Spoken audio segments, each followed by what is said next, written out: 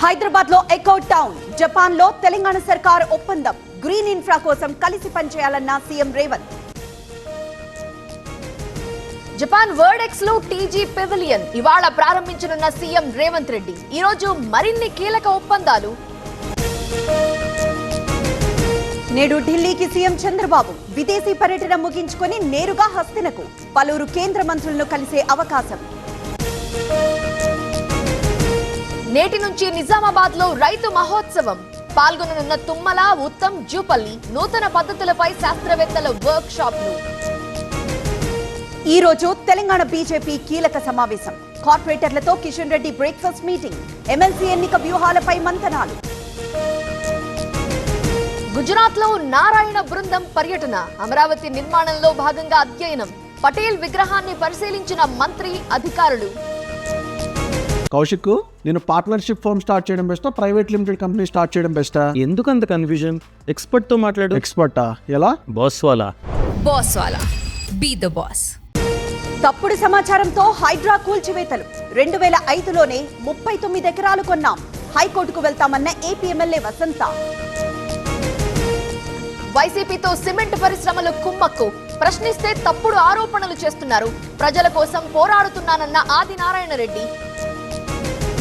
తెలుగు రాష్ట్రాల్లో భారీ వర్షాలు, తెలంగాణలో తడిసిన ధాన్యం, దెబ్బతిన్న పంటలు, పిడుగులు పడి ఏపీలో 5గురు దుర్మరణం. తెలంగాణకు వాతావరణ విభాగం అలర్ట్, 16 జిల్లాల్లో వడగళ్ల వాన, అప్రమత్తంగా ఉండాలంటూ రైతులకు సూచన. డిక్లరేషన్లు, గ్యారంటీల పేరిట మోసం, 500 రోజులైనా హామీల అమలేది? కాంగ్రెస్ ధోకా చేసిందన్న కేటీఆర్. మానుకోట బీఆర్ఎస్ లో రచ్చకెక్కిన విభేదాలు, సత్యవతిపై ఎమ్మెల్సీ తక్కళ్లపల్లి ఆగ్రహం, కేసీఆర్ చెప్పినా కలిసి పనిచేయటం లేదని ఆరోపణ. ఏపీలో మెగా డిఎస్సీ నోటిఫికేషన్ విడుదల, 16,347 ఉపాధ్యాయ పోస్టుల భర్తీ, హామీ నిలబెట్టుకున్నామన్న లోకేష్. ఎమ్మెల్యే రోహిత్ పై బీఆర్ఎస్ ఫిర్యాదు, కేసీఆర్ పై అనుచిత వ్యాఖ్యలు చేశారని ఆరోపణ, పద్మా దేవేందర్ రెడ్డి ఆధ్వర్యంలో ఎస్పీకి కంప్లైంట్. పిఠాపురం మండలంలో దారుణం, గ్రామం నుండి దళితులను బహిష్కరించిన అగ్రవర్ణాలు, వస్తువులు అమ్మద్దని షాపులకు హుకుం.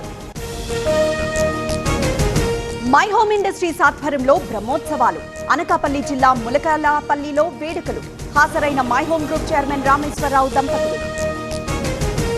ఇవాళ జాతీయ పౌర సేవల దినోత్సవం, 16 మంది సివిల్ సర్వెంట్లకు అవార్డులు ప్రదానం చేయనున్న ప్రధాని మోదీ.